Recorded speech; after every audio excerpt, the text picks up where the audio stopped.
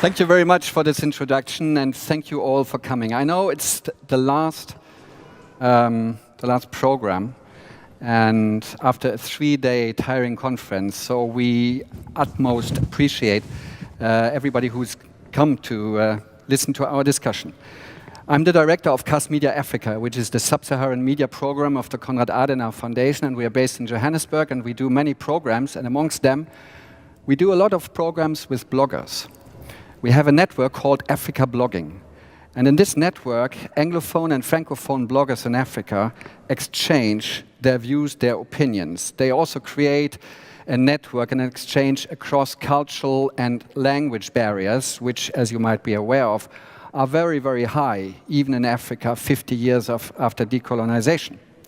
So when we talk about blogging in Africa, or we talk about the digital world in Africa, we have seen this afternoon a very interesting film by Géraldine de Bastien about digital Africa, that is mostly commercial digitalization. But when we talk about media and digital activities in Africa, it becomes very, very sensitive, because Africa, as you know, is a diverse continent with many, many differences. And even in the digital world, you have a lot of differences between different countries. You have different download speeds, you have different laws, you have different extents to which freedom of expression is guaranteed in these countries. And particularly so for bloggers, the situation is ever changing, and we're going to talk with 3 of our guests that we have invited from the continent now in the next hour about their lives and their work as bloggers on the African continent, about the need to exchange, and that they don't understand themselves as part of the digitally disadvantaged South, as you might hear it in the developed North from time to time. Let's welcome on the stage today 3 of our bloggers from Africa Blogging. They are Aisha Dabo from the Gambia, and Takura Zhangazha from Zimbabwe, and finally, Anne-Marie Befoune from Cameroon, who's living in Senegal.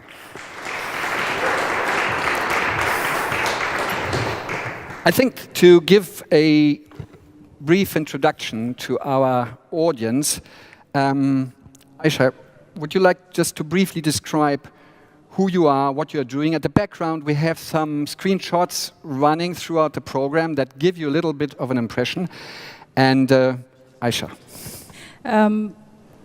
Thank you, Christophe. I am Aisha Dabo. I am a Gambian and a Senegalese. I am based in Dakar, and I consider myself as an active citizen and a blogger. I am a trained journalist, and I've worked extensively on Africa, in the continent, and everything that has to do with Africa for a number of years. You were very essential and very crucial in, shall I say, the developments in your native home country, the Gambia, when it came to the flight of the then dictator Yahya Jammeh. Yeah, Jammeh came to power in 1994, and I think I'll say 2/3 of my life actually I've been under this dictator who every year, every action, he just took it a notch higher when it comes to human rights violations, when it comes to executions, when it came to torturing people. And journalists were the most who suffered actually under Jammeh. It extended to other parts of society, but those who were trying to find out what were really happening in the country and giving the information were the main target. And unfortunately, one of our veteran journalists was assassinated in 2004, and the media house I was working for was attacked twice. A radio station was burned down, so it was a very, very difficult situation to work in. And it's with that when I moved in Senegal, I continued sharing about the Gambia, talking about the Gambia wherever I think this is the second international platform I am at, and I'm not talking about human rights abuses in the Gambia. So my whole life, actually, wherever I went, I talked about what was happening at home, what needs to be done. And with everyone, all hands on deck, I mean, there was an election in December 2016, and Jammeh was voted out. We're going to talk later on more in depth about the means, or about the use of blogging and of social media when it comes to political upheavals in Africa, because that's, as we all know, a very, very sensitive situation for the societies, for the powers that be, and for opposition forces as well. Takura Zhangazha, you have experienced a situation which is comparable with the situation in the Gambia only 6 months ago, when the president and dictator, who was always there ever since you grew up, all of a sudden was asked to retire. How did you get to blogging, Takura? Yeah, thank you, Christoph. I got to blogging as a means of accentuating freedom of expression in Zimbabwe, and putting out alternative views on political developments in Zimbabwe, as well as on African events, political developments, and so on. So I've been at it for a while. And yes, we have a change of government in Zimbabwe. It doesn't mean things have gotten better. In fact, people debate whether it was a coup, not a coup, or whether the president resigned. But I'm a part-time blogger. I don't earn money from blogging. I write on political issues. I write on social issues. I also dabble in political economy, as and when the opportunity arises. And also, significantly, I write on Pan-African issues, or issues that affect the continent. Thank you, Takura. Anne-Marie, you are from Cameroon. Cameroon is a country, as some of you might know, which has its own problems, which are linguistic problems. Or you can later elaborate on that. But you're living in Senegal, a relatively free country. What drove you to blogging? I started blogging in November 2015. I never planned to be a blogger, actually. It's because of Aisha that I'm blogging now. When I met her, she's coordinating the network of African cyber activists, and I was invited to their first summit in November 2015, and I met her, and I met several bloggers and activists from all over Africa who were really working to change things for the better in their countries. And in my country, we are conditioned not to think about politics. So it was the first time for me to be around young people really active into political things, and seeing them made me realize that it was possible and that I could do that for my country too. And I had the advantage to be out of the country, so it was easier for me to talk. After that summit, I just created my blog, Elle Citoyenne, meaning like she the citizen. And today, it's not a baby blog anymore. It's a platform voicing the opinions of about 40 people across the continent. Would the three of you say that, I mean, you are three voices of very different countries, or differing countries on the continent, male, female, Anglophone, Francophone.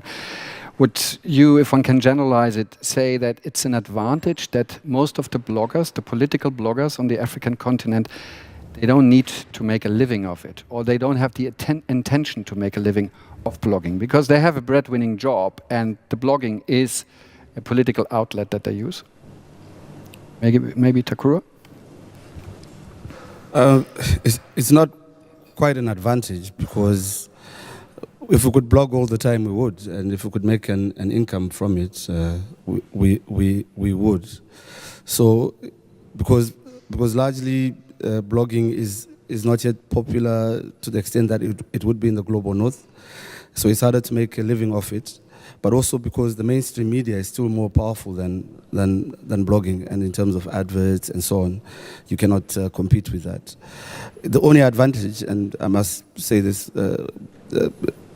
is that there's an editorial independence to blogging without looking for specific revenue, because there are political blogs such as ours, and then there are entertainment blogs, which deal with fashion and music. And those tend to make money on their own, and those tend to be run on a full-time basis. But ours, the fact that we don't rely on somebody else to pay us to make an income, means we have a bit more editorial independence. Takura, you were with us in Senegal during the events of the retirement of Robert Mugabe. And then you and another Zimbabwean colleague said that when you were blogging, because there was so much excitement on social media about the dictator having been forced to go, whereas you and your colleague, you were trying to calm people down and to analyze the situation. Was that a very lonely position you were in those events in Zimbabwe, when on social media I was sometimes thinking there might be revenge killings and... Yeah, blogging in general is a lonely... it's lonely. It's a lonely exercise. So it's very exceptional that Cast Media Africa succeeded to bring together almost 20 bloggers and for them to work together. But back to Zimbabwe. Yeah, we try, when you blog, you try to put out what is not being put out by mainstream media. You look for different angles, and you look for... you look at the long term. So if you look at Zimbabwe's situation or case where there was a forced resignation of a president by his colleagues in the military because they view themselves as one and the same thing, we try to put out a very reasonable assertion that this was an internal ruling party succession program. It was not a people's revolution in the strict sense of the term. And of course, we were told that you guys are going against the grain. But then as time has gone on, it has turned out to be exactly what we sort of analyzed and put out on our blogs. So yeah, it's blogging, particularly from an African angle, can be lonely, especially if you're trying to bring to the fore freedom of expression and other democratic values and blog based on facts. Aisha, Takura has mentioned earlier on that the mainstream media or traditional media is still very powerful economically. Sometimes it seems that you social media activists, as you may call yourselves, or bloggers or political commentators, seem to be filling a vacuum or a void that is there. Can one say that about the Gambia as well? The Gambia, I would say social media in general played a great role in raising the awareness of the people and making sure that people voted to get the president out, and it wasn't a coup d'etat. And the new head of state, when he was being inaugurated, and because his whole campaign, actually, he did it on social media. People were like, because you have all these online radios that are Gambia-focused, based outside, who will give the coalition of opposition parties the platform to put their message across. And then other people will take those audios and put it into WhatsApp audio and share it to amplify the message on the ground.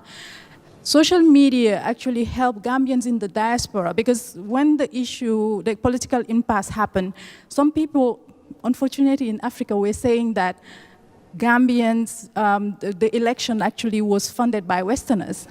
No international organization or Western country put a dime in those elections in December. The government decided that they were going to fund it, and the Gambians in the diaspora funded the coalition government. People gave $1, $5 to make sure, because they wanted change. And they asked their people on the ground, their family members and relatives, to go out, get a voter's card, and go out and vote peacefully. And that's what happened. And the president, the current president, often says that if it wasn't because of social media in general, be it blogs, Facebook, and all the WhatsApp, Viber, and all others, they wouldn't have won. because the whole media, mainstream media, was controlled by Jammeh. On the other hand, the private media, though there were many private radios in the Gambia, they only dealt with music and sports. And the newspapers who were independent, because of all the trouble they went through and the financial difficulties they were experiencing, chose to, most of the time, self-censor so that they will be able to survive in the environment. So there is a picture, unfortunately I didn't share here. It's during the president's inauguration, the new president, there was the hashtag Gambia has decided. And that hashtag brought a whole country together, and the whole world supported us. And during the inauguration at the stadium, that was the biggest and most important image you could see. And when I see that image, I say the power of a hashtag, the power of social media. There are other ways, even though we have difficulties in terms of access to electricity, access to internet and phone, but we have ways of making sure that information goes and reaches the people they should reach. Would you say that some of the events, for example, in the Gambia, would be a reminder of what happened during the Arab Spring? When it comes to, because the contexts are different, when it comes to the use of social media, I could say yes. But in the Gambia, there were never any public gathering where everywhere will go to protest, because you know that your life was on the line. And each country has its own ways of dealing with its difficulties. I would say in terms of using social media to get what they wanted, yeah, I would say that. But I won't take the comparison further. Anne-Marie, when we talk about the weakness of traditional media, do you, as a relatively young person in the field, have an explanation for that? Where does it come from? Is it a similar crisis like we have in the media and the traditional media in Europe, or is it that the media becomes boring? That in my country, media are controlled by the government. Like, you cannot say what you want. We have this popular program on TV, a private channel, where they sometimes invite people to speak their mind. And sometimes when it goes far, when these people start saying things that are dangerous for them, at some point the host says, I know that tonight we will sleep in jail and we will be tortured and beaten, but it's okay, we will talk, you see. So the media, they are controlled by the government. And you were talking about the crisis in my country. The English. When we talk about your country, it is Cameroon. Yes, yes. The English-speaking part of the country, some of the people that are involved in the crisis want the English-speaking part of the country to become a country on its own. They want secession. And now it is forbidden for media, for newspapers to use the word secession, because the government doesn't want that part of the news to be covered. So I think in my country, it's mainly because of the government that the mainstream media is that weak. Was there a decisive point in your career as a journalist or as a blogger where you thought, am I trying to fill a gap here that the traditional media left behind? Aisha? For me, actually, it became, because like almost every family in the Gambia, my family personally suffered the dictatorship.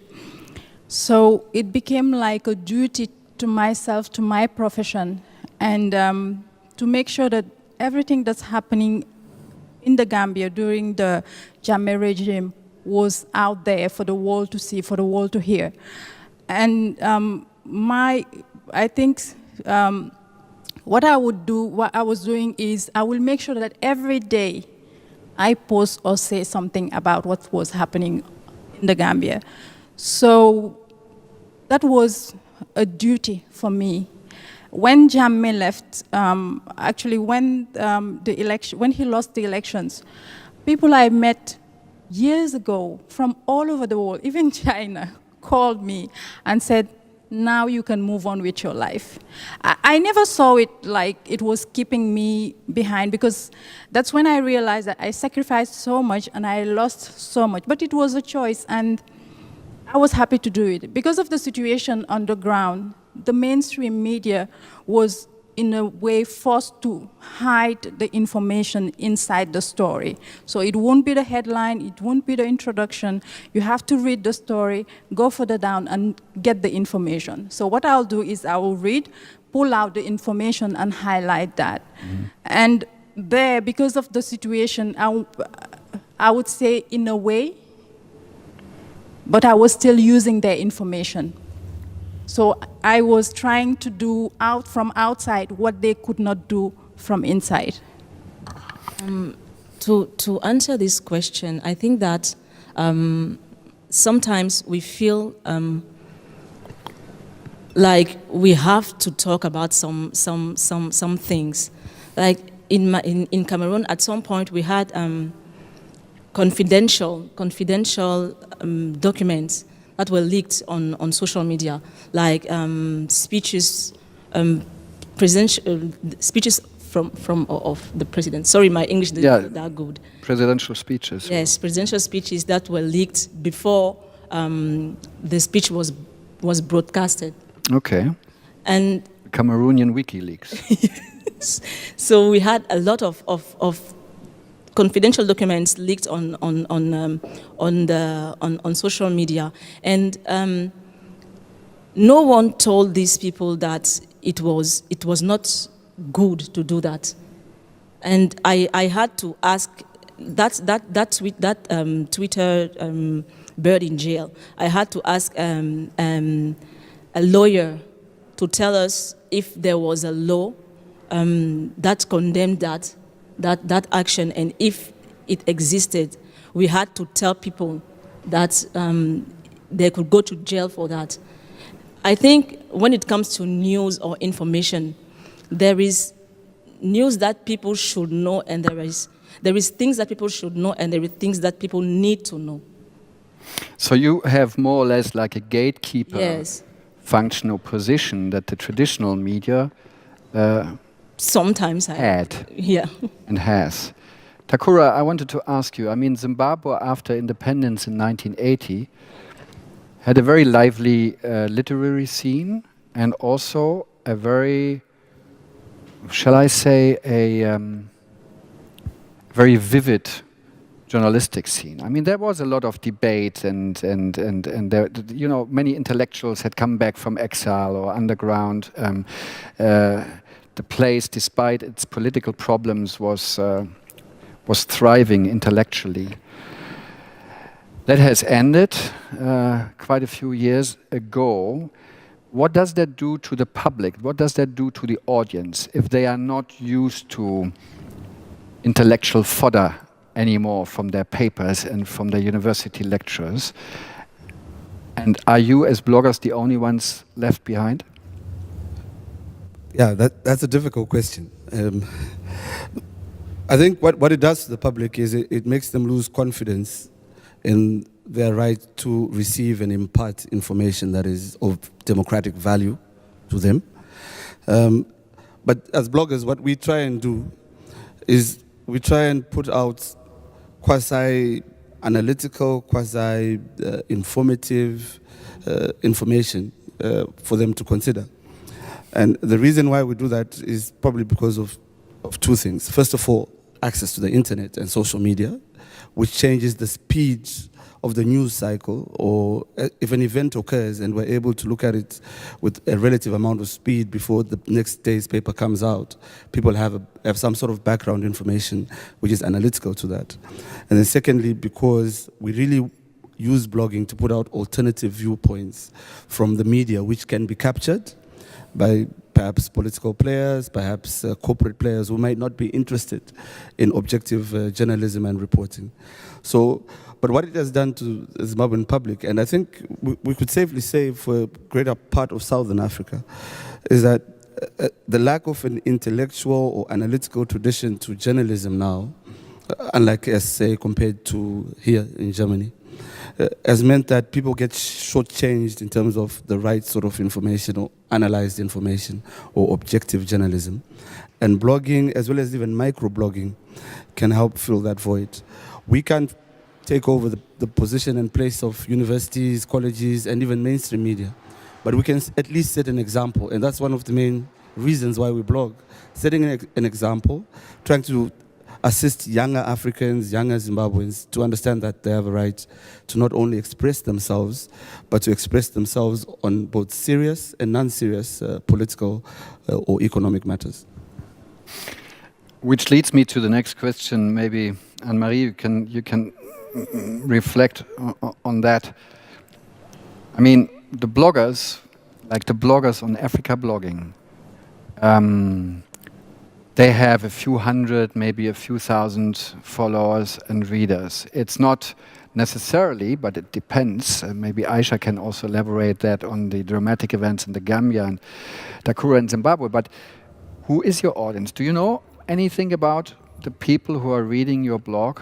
Male, female, young, old, educated, illiterate, well, not illiterate, but educated or very educated, wealthy or poor?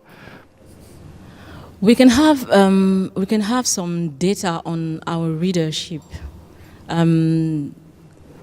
We have Google Analytics, and WordPress has something on audience. Mm-hmm. So I know that El Citoyen is read by men mostly.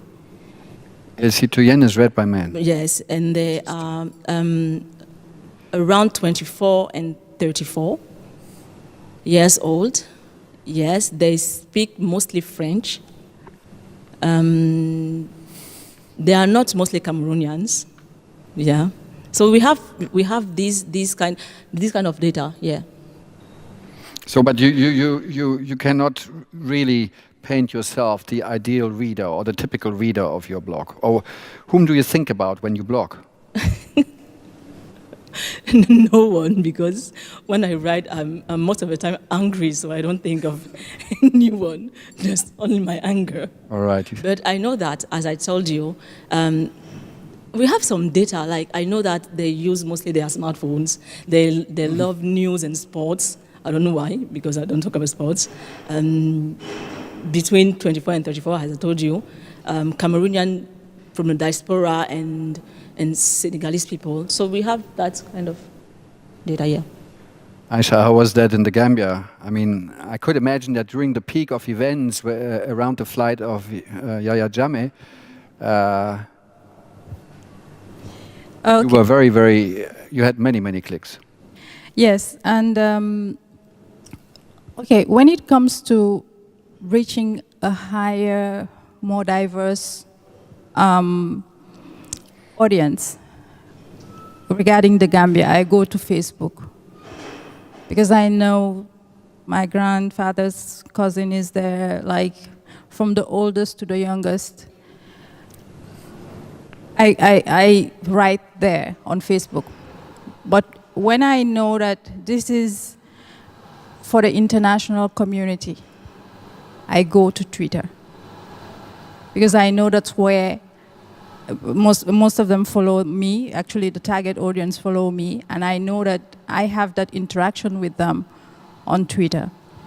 So that's how I divide my my audience. Most people actually, now I was telling Anne-Marie that we're having more and more Gambians join Twitter because some of them think Twitter is elitist, that the Gambians that are on Twitter are elitist in a way. There's too much noise on Facebook and all the abuses that come with social media, it's there. So to distance myself sometimes from that, I just focus on Twitter because I know that the people I talk to, well, they still attack me, but it won't be as violent and as personal as on Facebook. And if you want to reach more people, the Gambian audience, it's Facebook. And that was what was used during the crisis until Jammeh left.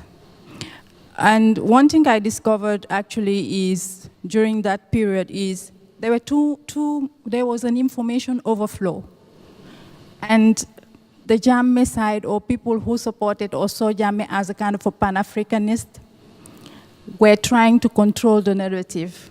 And me and others, actually what our duty was, not to take a civil society standpoint, but making sure that any information that's not right and that we see, we will correct it.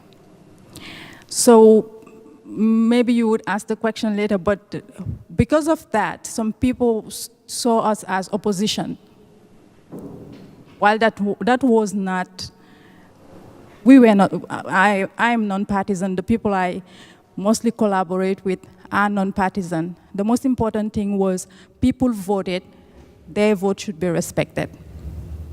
And it was a push and pull in terms of who is going to control the narrative, not only locally, but internationally. Have you come across a situation where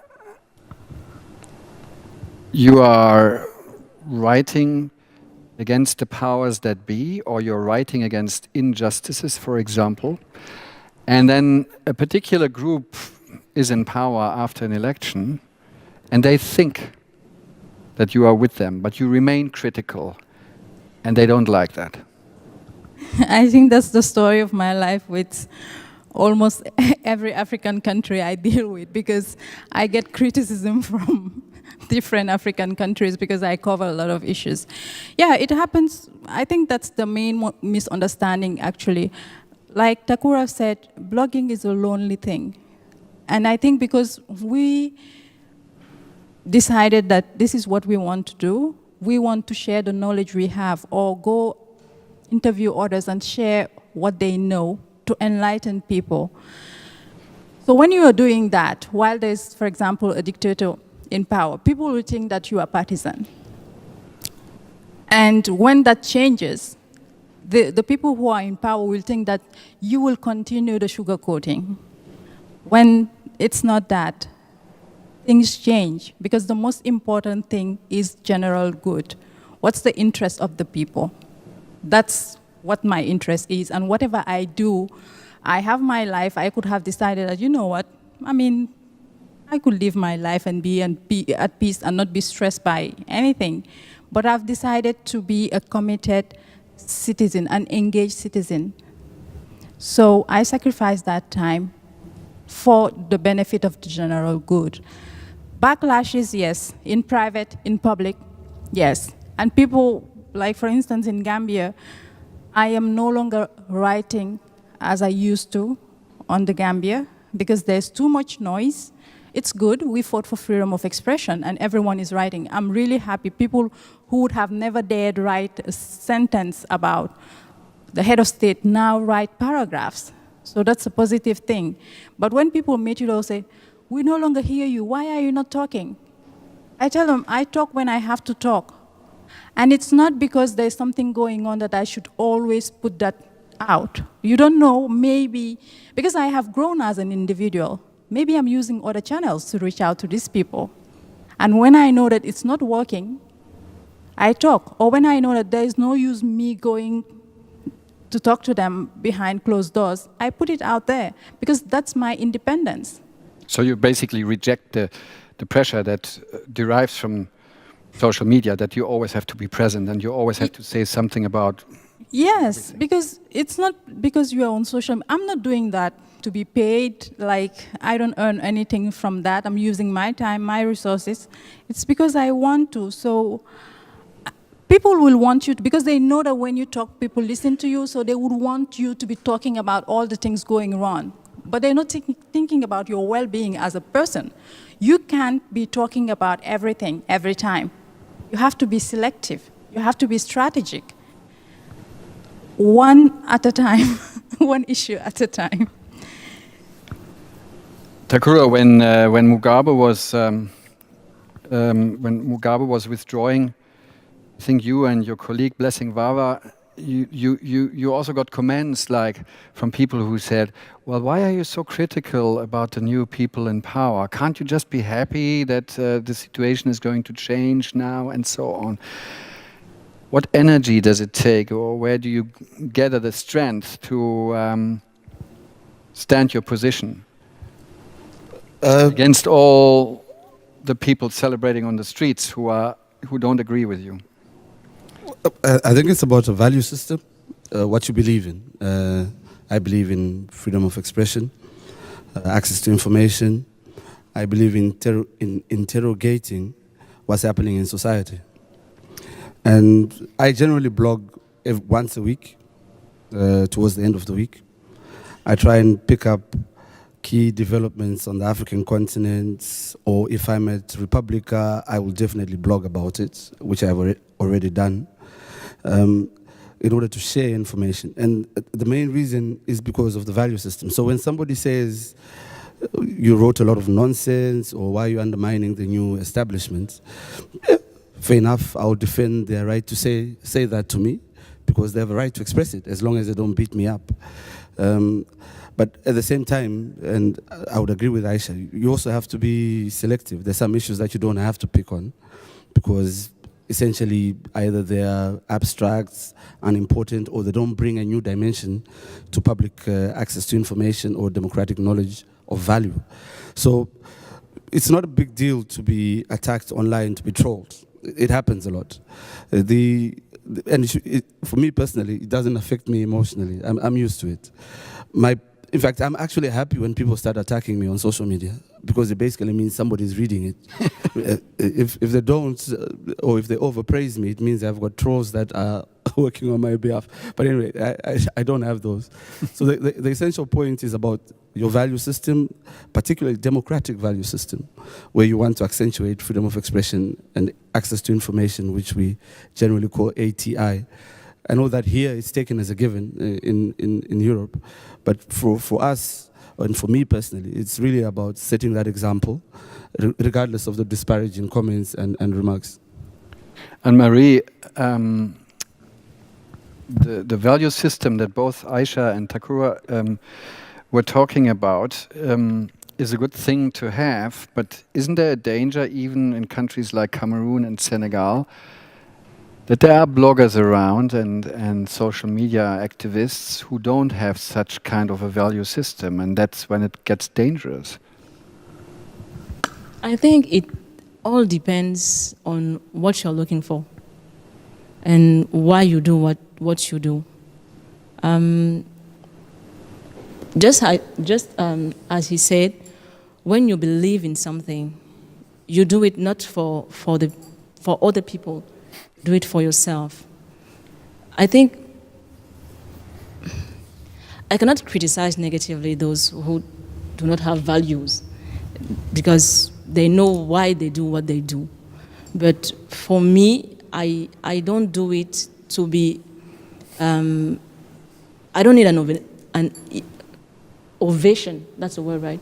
Yes, I'm just doing it for people to know the truth, and for them to be able to forge their own opinion. In Europe, there was a time, or there still is a time, I think, when blogging has a certain image. In blogs, you find a lot of conspiracy theories. You find people who follow their hobbies, you know. They present their whiskey collection or their poodles. So there's a blogging doesn't have a super reputation. How is that in your respective environments? Right now in Cameroon, bloggers are terrorists, because that's the word they used in parliament. We are terrorists. So they are working on new laws for to make us shut up. So, and bloggers are considered, like for the government, we are terrorists, and for the people, we are in the opposition. Like we have to be against the government all the time. If we are not against the government, then we are against them. We are against the people. So it's really not easy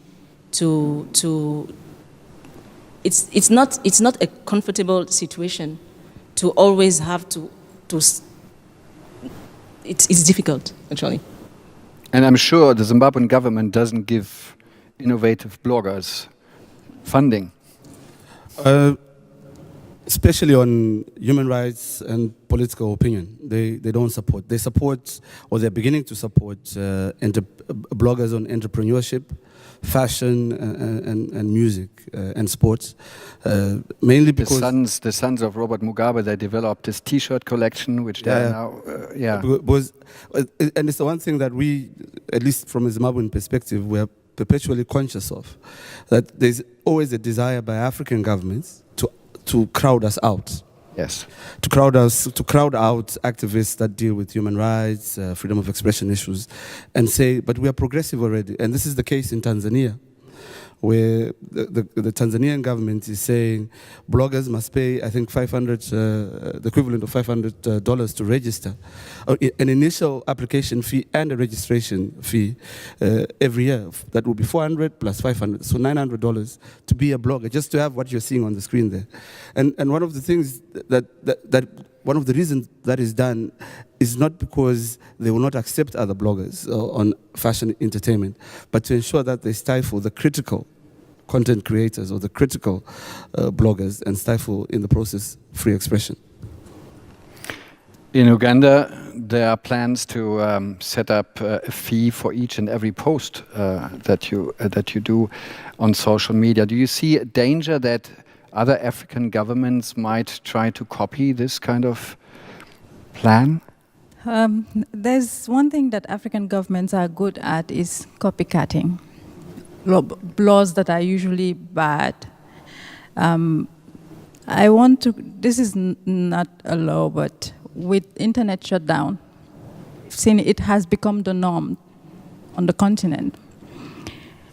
When it comes to laws... Internet shutdown usually happens during elections or political upheaval. Yes, during elections, political protests, or when they want to, for instance, there was an exam last year, I think it was last year, in Ethiopia and Algeria. They decided that they would shut down the internet for a number of days so that students could do exams without cheating.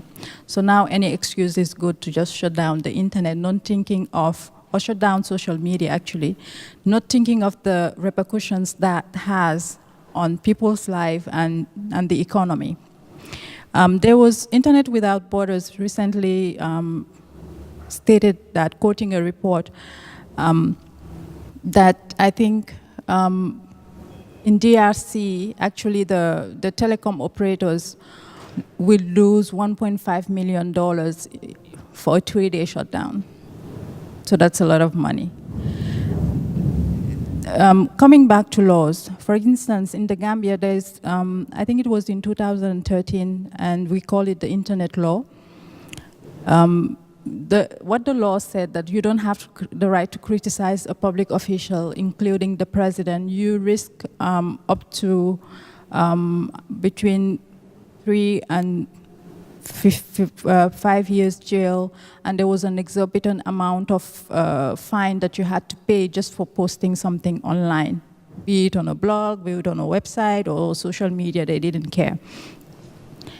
So now you have all these countries having all so-called social media law. Usually they will take a section from here, a section from the other country, and try to adjust it, put some salt and, you know, on the local context, and just to find a way of silencing dissent. What we are seeing is they don't know how to deal with internet.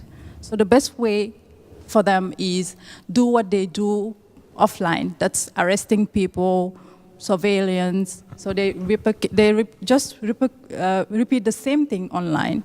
And this is becoming a trend. And for a blogger to pay, to register $500, where is that, if you're a political blogger, where are you going to get that money from? You know, it's just a way of silencing dissent, and that's a violation of a citizen's basic right, because access to information, those are rights, and as any other rights.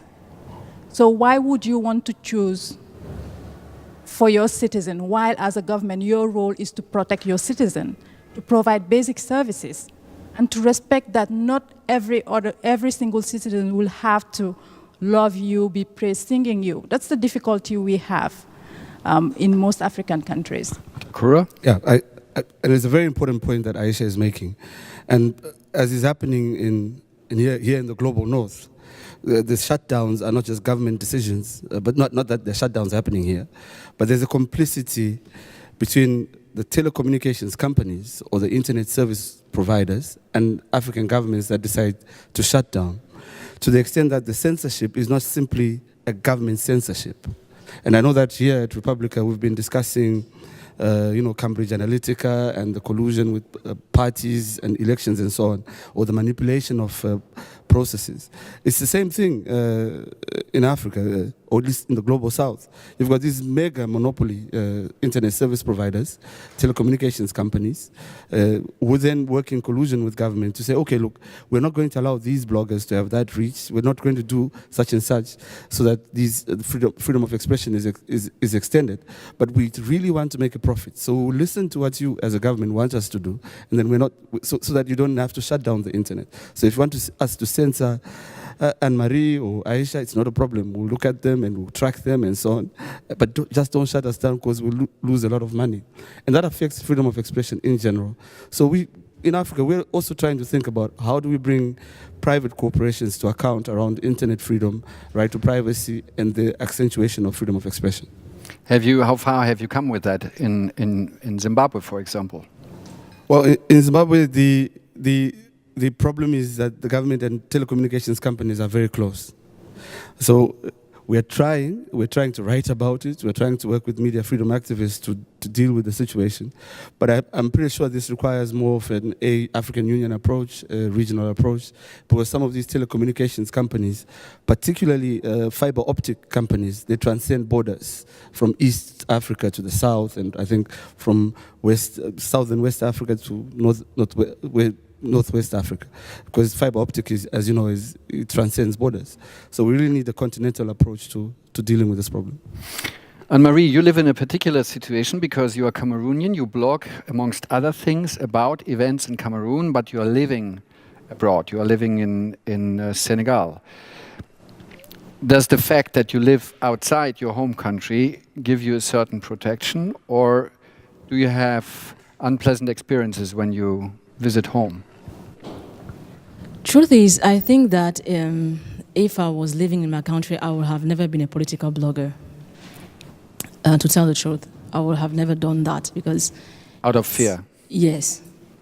Yes. Living out of the country, it's really a protection for me. And having my website, let's say, out of the country, is also an opportunity for young people from my country living in the country to make their voice heard. Because I remember that when I created that blog, I lost so many friends because they were like, you are doing something so dangerous, I cannot be associated to no, I don't want to be your friend anymore, because what you're doing is too dangerous for me to be around that. And after a year, the same people came back to me saying, I have something to say, can I write something, and you post it. So it's a protection for me, but it's also a way for them to be able to speak their mind. Yeah. I wanted to ask the audience if you have any questions before we come to our final conclusion about the future of blogging. I'm sure we have a microphone somewhere, and if there's anyone who wants to raise his or her hand, Mrs. Averbeck. Actually, thank you very much. It's quite interesting to hear what you are doing. My question is, as I have lived in Zimbabwe, how the new government, the Mnangagwa government, whether they've changed something. Do you experience anything different to the time of Mugabe. Then we are expecting elections there at the second half of this year. So I remember last time, 2013, certain people, we did not know the identity of the people, influenced public opinions. And I wonder how it's happening at the moment. Do you also have bloggers sort of who are spreading news? Maybe you can assume that they are more sort of on the side of ZANU-PF, trying to support the ruling party. So maybe if you can just highlight a little bit how's the situation at the moment. And I remember also that maybe an additional question that some people were arrested some years ago when the then government was fearing that something like the Arab Spring could happen. Remember, I think they were posting on Facebook certain issues, and they were arrested just because they did this post on Facebook. So something like that, can that still happen in Zimbabwe, or do you think it's likely? Yeah, thank you for the questions. And I'll give you some quick replies. The situation is that the new government, which came through what is called a coup, but not a coup, is basically trying to prove itself to gain international legitimacy and acceptance. So it's not arresting people as Mugabe would have done. It's giving a veneer of progress, and it's definitely opening up the country for business. So essentially, it's really changing things at a very elite level, and in order to satisfy both regional, continental, and international community requirements. On the second question concerning, so the change hasn't been really felt on the ground. The economy is still bad, and the government can still arrest you. So it's sort of like a benevolent situation. The government feels sorry for us, but if it wants to arrest us, it can. The second question concerning elections and bloggers influencing opinion. Yeah, definitely. There's competition on social media in Zimbabwe. Trolls, countering trolls. I mean, people are trying to influence young people who are on Facebook in particular and on WhatsApp to support their candidates over the other. So the ruling party has its own people that are playing around with social media. The opposition has some people, but I don't think they're as well resourced as the ruling party. And so we've already started the election campaign, and the likelihood of the social media's role escalating between the political parties is very high. The third question or point around what has happened to those that used to post and will it happen again? Yes, there was a period where social media was critical in providing a platform for dissent in Zimbabwe. That was in 2016. But social media tends to have a peak around a specific time period. So they were arrested, and then some of the people then decided they didn't want to do the hashtag situation anymore or campaigns anymore. And then they also decided that they would campaign largely from a religious angle. But the new government really doesn't care about them anymore. I don't think anyone is still on remand or going to court. I think they were acquitted. I don't think they will be arrested for doing the same thing in the short term, and not least before elections, because the government really wants to look good. Thank you, Takura. We have time for one last question. Yes, good afternoon. Thank you for this inspiring talk. My question is the following. I mean, a lot of Africans actually trust foreign media much more than their national media. And wouldn't you think that if bloggers could have a platform on, let's say, with Jeune Afrique or the BBC or so, that you would have much more reach than you have now? And also because Africans normally are also very interested in what's happening next door in other countries. Couldn't be there something which would give you more reach? I think that's basically what I'm asking for. Well, there is Mondo blogging, for example, and there's Africa blogging, but maybe you guys can give a very brief answer to that. First of all, I would say that we don't trust Jeune Afrique. We don't. And the problem with having a platform with these media is censorship, to tell the truth. They don't let people say what they want to say. Mondo Blog, for example, sometimes remove some sentences in articles or add some things. I think the reason why I am with CAS and Africa Blogging is because they don't do that. I can say what I want to say. They will not censor me. And the second thing is, Takura was talking about editorial line, right? When you write on this type of platforms owned by media, like they kind of control what you have to say, what you want to say. No, not what you want, because what you want to say, you cannot say it. They control what you say. And it's, even if you can reach more people, you are not really sharing what you want to share. So it's not that useful to me. Aisha, you want to add on it? Yeah, I'll just echo Anne-Marie's. Yeah, it's true that most Africans rely on foreign media to have information on what's happening next door. But the problem is, and I think it's mostly with all mainstream media, is the independence we have as bloggers is they don't necessarily have that because of the editorial lines, and that you see it from international media to local media.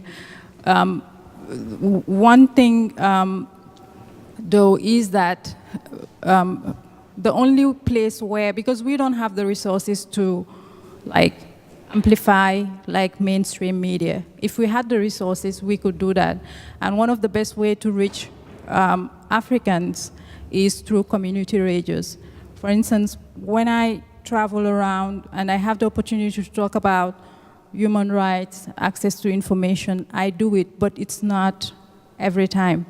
And just to add to that, as Anne-Marie said, I am coordinating projects of the League of African Bloggers and Cyber Activists for Democracy, and we are going to start a program with West African Radio, where we will be giving tips to people on how to securely use the internet, how to avoid censorship, how to use VPN and things like that. And that is a platform that we want to use to continue actually sharing about political analysis and other things. So radio, if we had a radio, that will be great, but for now we don't. Thanks very much, Aisha.